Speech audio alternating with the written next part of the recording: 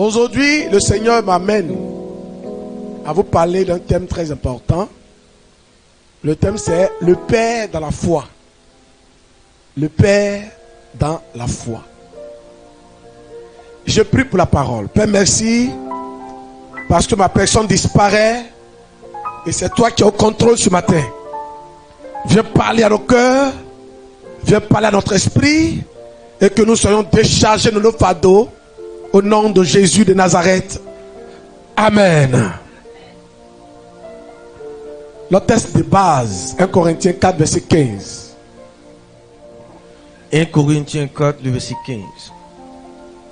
Car, quand vous auriez 10 000 maîtres en Christ, vous n'avez cependant pas plusieurs pères.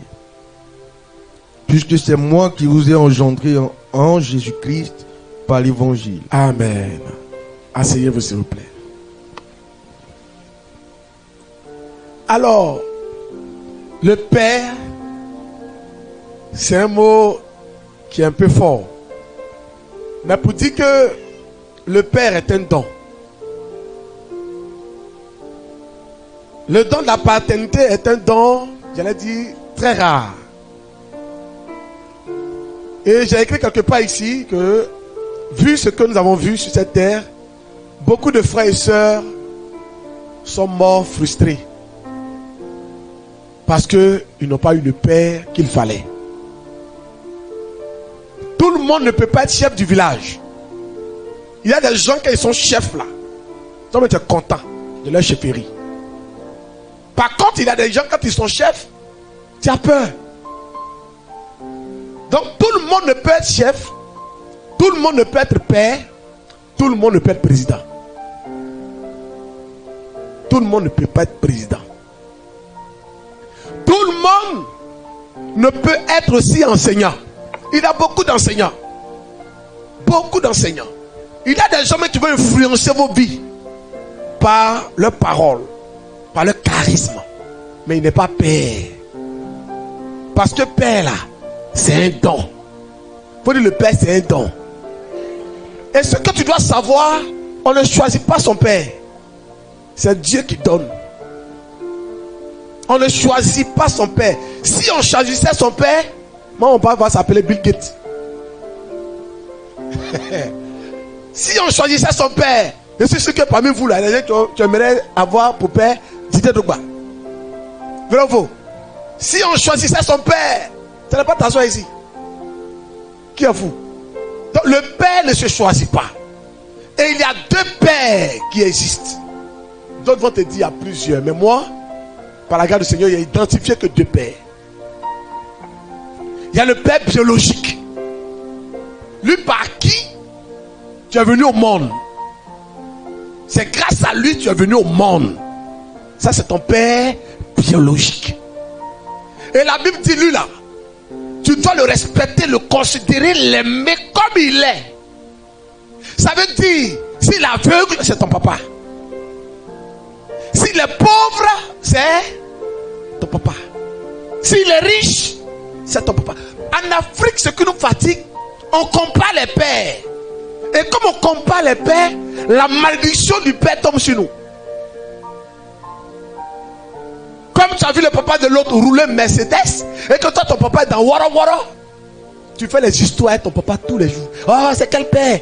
C'est une malédiction pour moi d'être dans votre famille. Ah, mais ça sera une malédiction pour toi. Aujourd'hui, je suis venu t'annoncer que si tu avais une mauvaise pensée pour ton père biologique, corrige cela rapidement si tu veux être béni.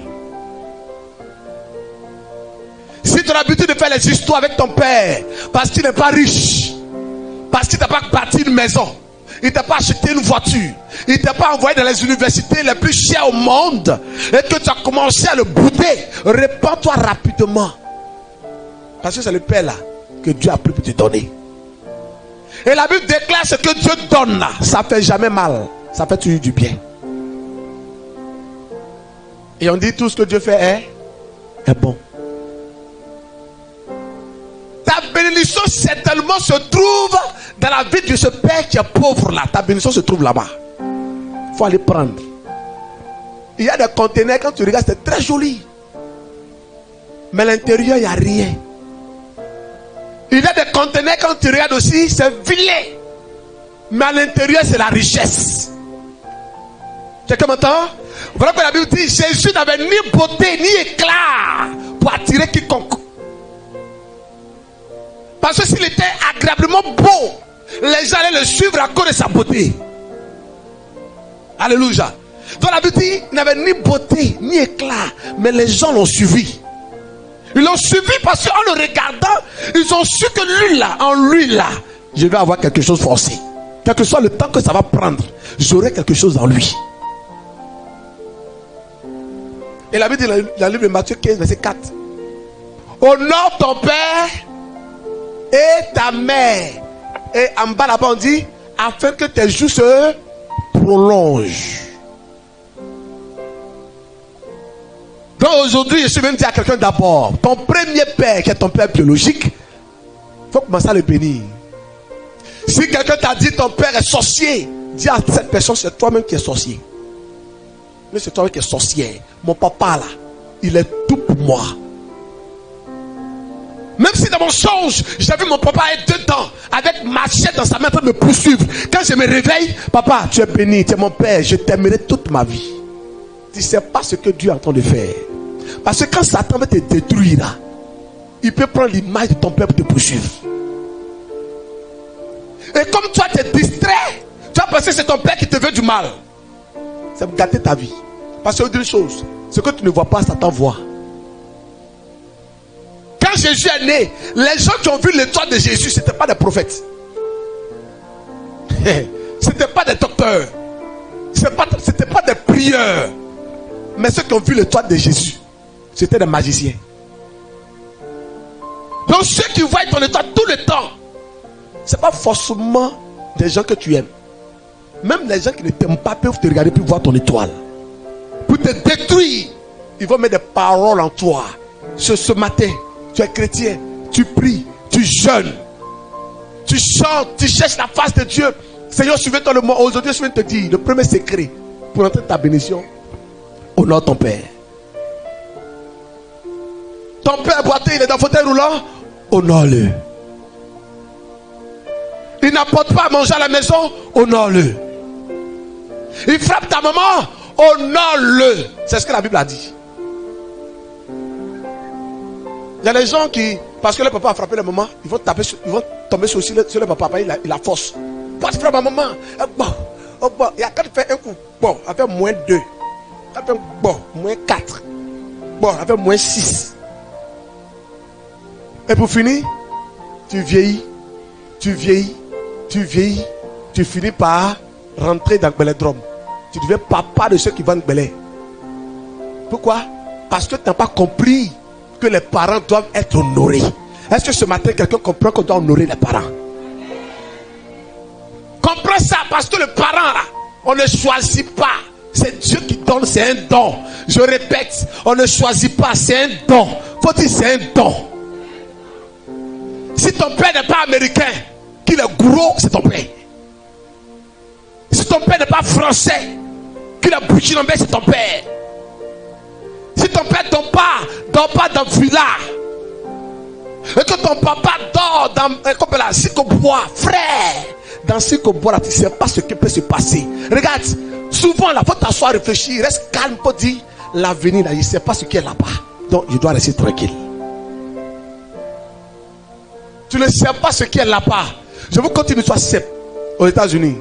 Un clown. Et c'est pas si c'est en France mais aux États-Unis. Les gens qui dorment sur les ponts là. Comme le monsieur était pauvre, il a 2 enfants. Et les enfants là, ils regardent leurs conditions. Ils se disent non, s'ils restent à côté de leur papa, c'est pas la peine. Ils ne vont pas s'en sortir. Oh, ils ont la vigueur. Ils sont jeunes. Il dit non, lui là, on doit le quitter. Donc les enfants ont quitté leur papa. Ils ne pouvaient plus payer la maison, ils l'ont chassé. Donc le monsieur vivait dans la rue. À 90 ans, le monsieur est rentré dans une boutique pour aller faire des achats. Maintenant, il s'est trouvé que son petit jeton avec lequel il est parti là, il restait, je ne sais pas combien de monnaie dans sa main. Et les tickets que les gens vendent pour faire les pronostics, pour avoir l'argent là. Monnaie là, il a pu payer un ticket. Sur le champ, il a gratté. devant, parce qu'il ne maîtrise pas. Le monsieur l'a gratté pour lui. Il dit, monsieur, vous êtes l'homme le plus riche des États-Unis désormais. Il dit, comment ça? Il a eu des milliards de dollars. Il a commencé à pleurer à 90 ans. Il va faire quoi avec l'argent? Les gens commencent à parler de lui partout, dans les médias, dans les journaux. Ses enfants apprennent la nouvelle.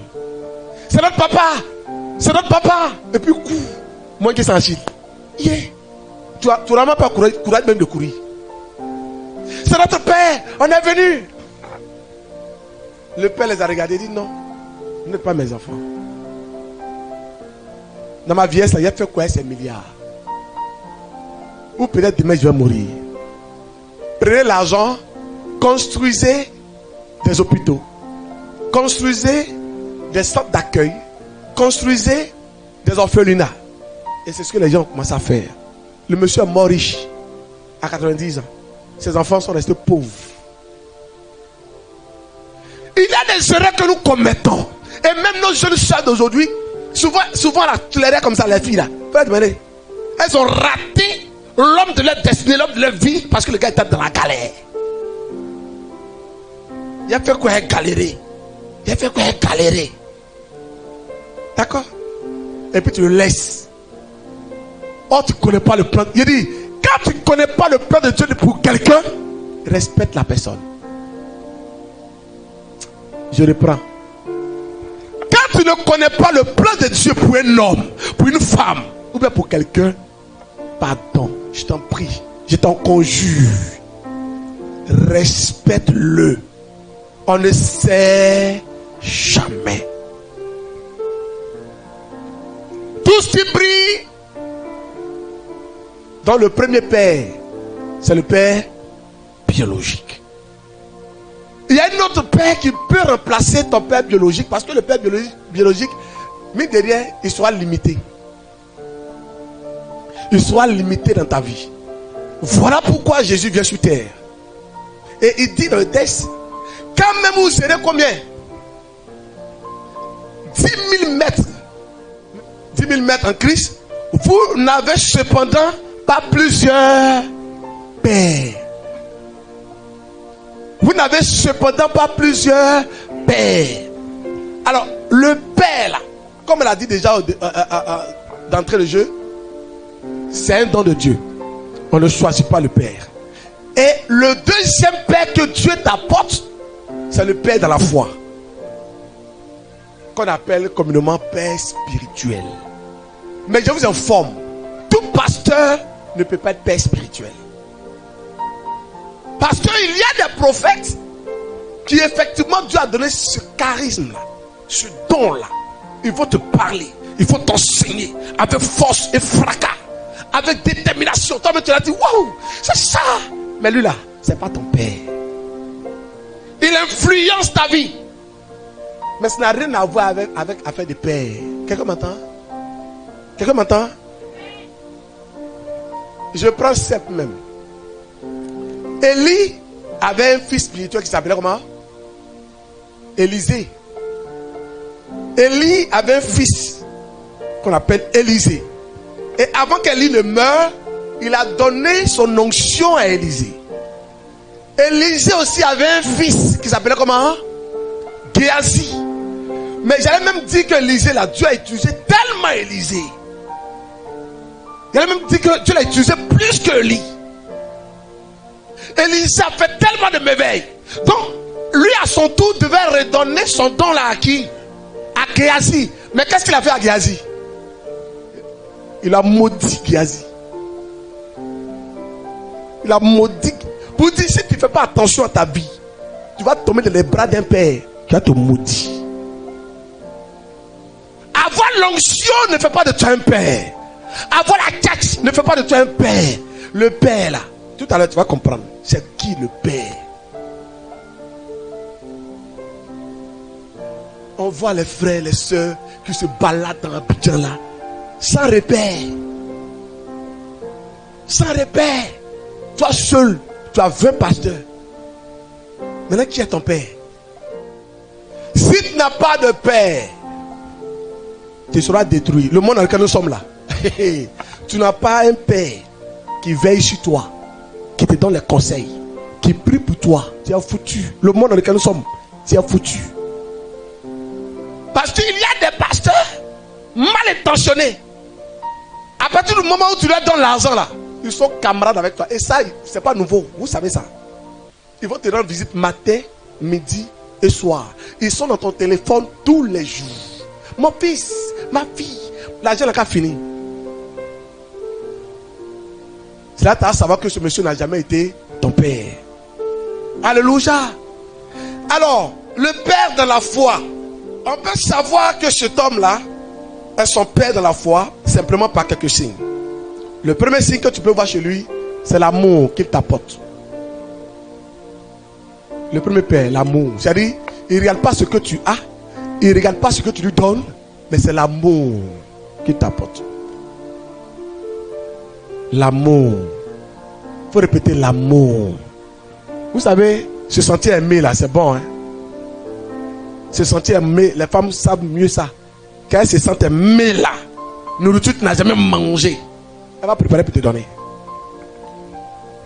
Mais quand elle ne se sent pas aimée, elle prépare gna gna. Si tu ne fais pas attention, elle va me la gna gna là. Avec quelle sauce? Si tu ne fais pas attention, tous tes habits blancs, elle me les autres habits de couleur là, tout me les a gâté toutes tes chemises. Mais dès qu'elle se sent aimée, il n'y a rien de tel. Donc un père, c'est celui qui t'apporte son amour dans toutes les situations. Je vais détailler tout à l'heure. Le père, c'est celui qui te respecte. Pas parce que tu es un père que tu as piétiné les gens.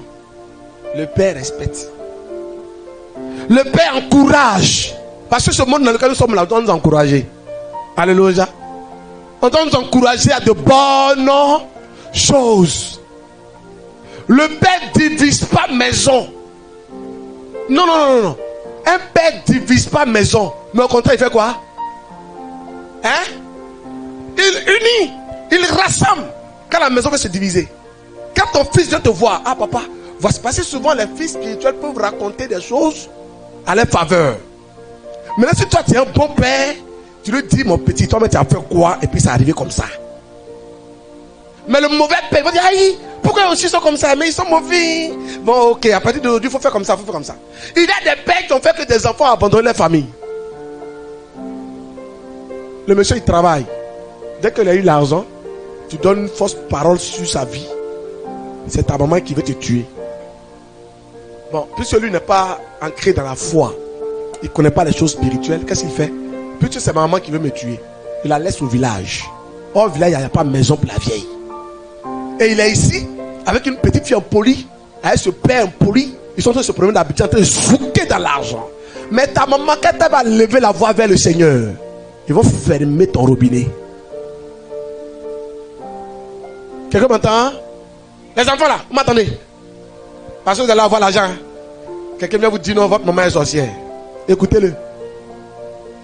Mais votre papa est sorcier. Écoutez-le.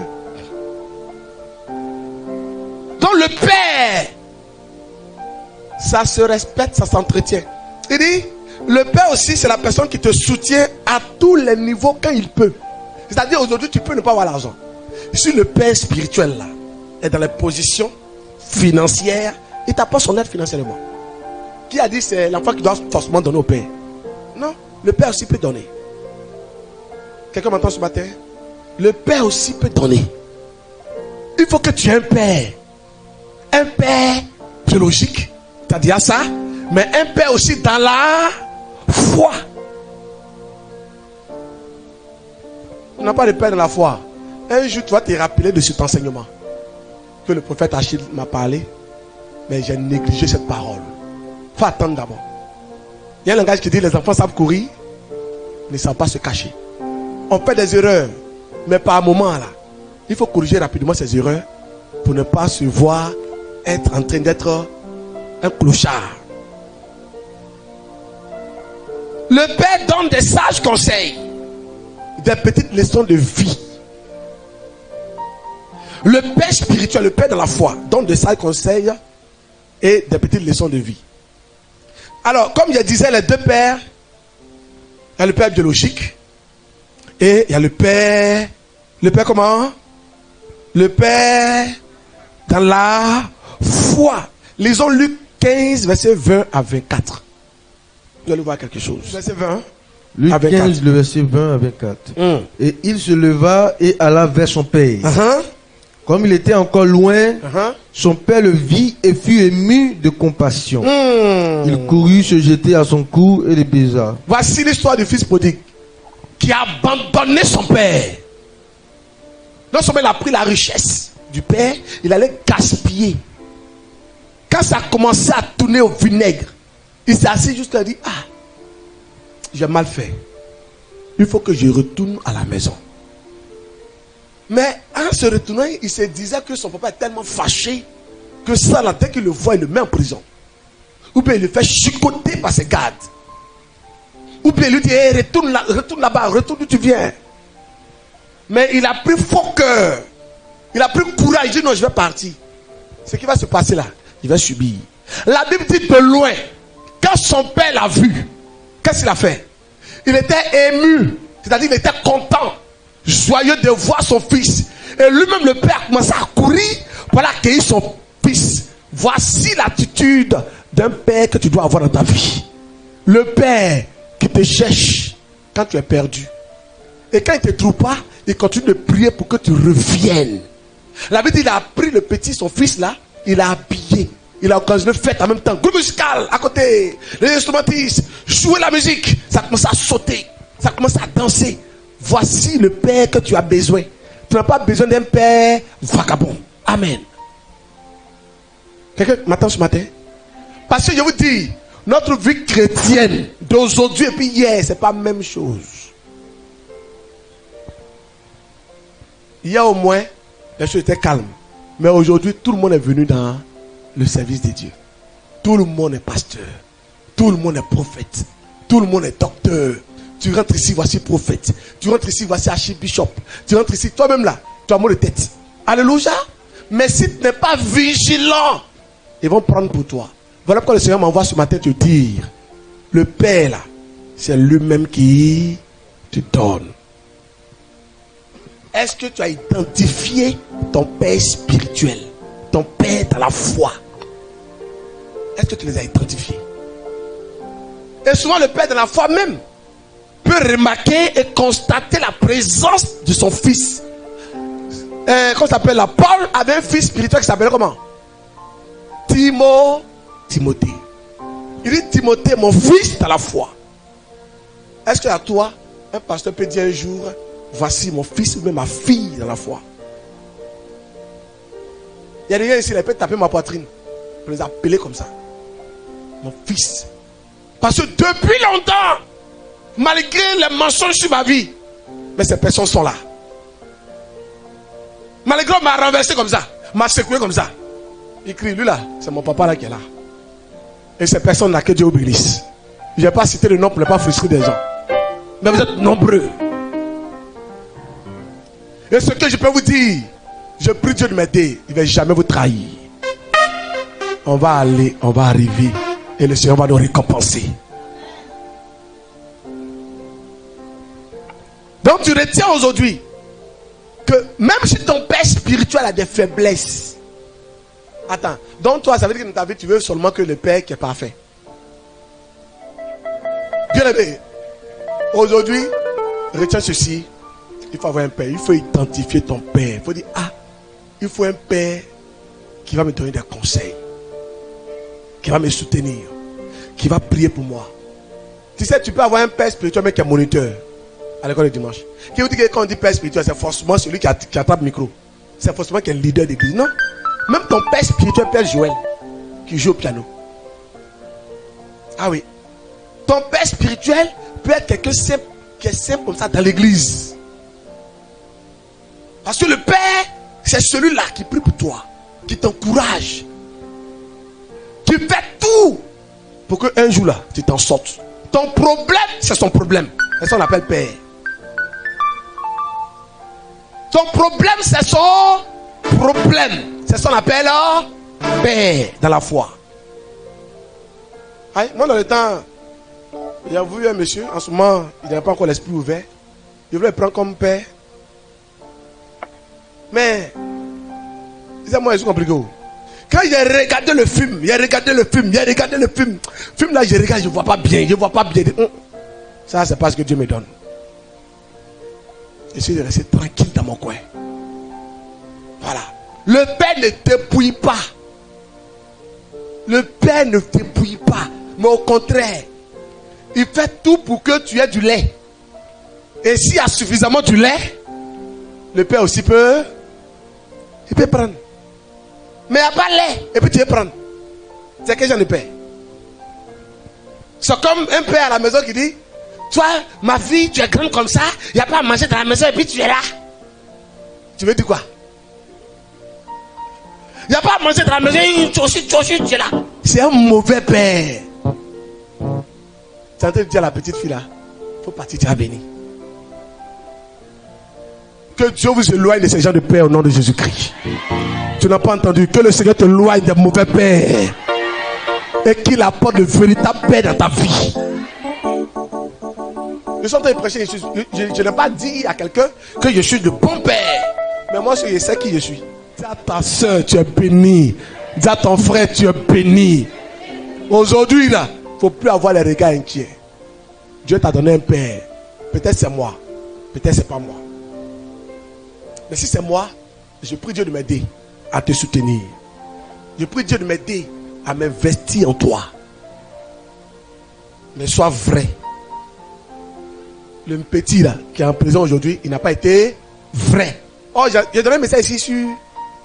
Sois vrai. Tu vois, tellement Dieu est bon.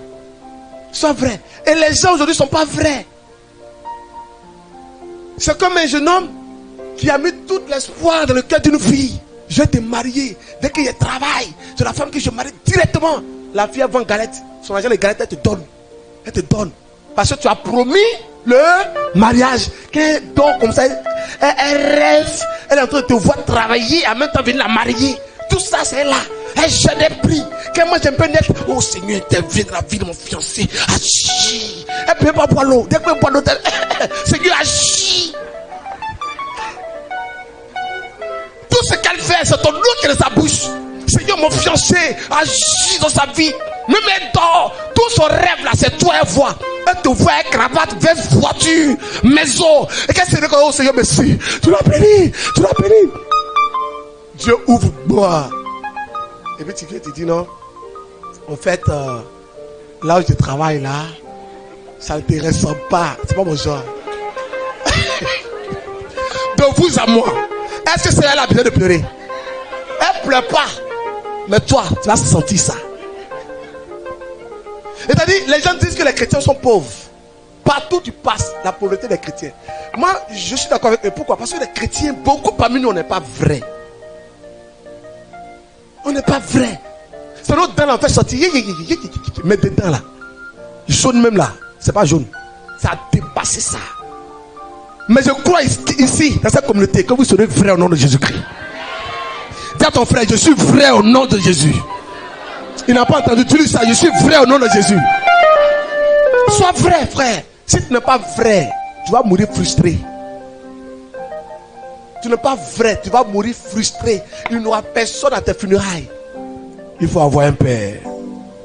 Ne néglige pas le père que Dieu t'a donné. Prie pour ton père. Et comme je l'ai dit tout à l'heure, le père, c'est Dieu qui donne. On ne prend pas papa des gens pour faire son papa, non. On ne prend pas maman des gens pour faire d'elle sa maman. Maman que Dieu t'a donné là, c'est ça qui est ta maman. Retiens ça pour toujours. Il ne faut pas jouer avec le père que Dieu te donne. D'abord le père biologique et puis le père dans la foi. Que Dieu vous bénisse. On acclame le Seigneur.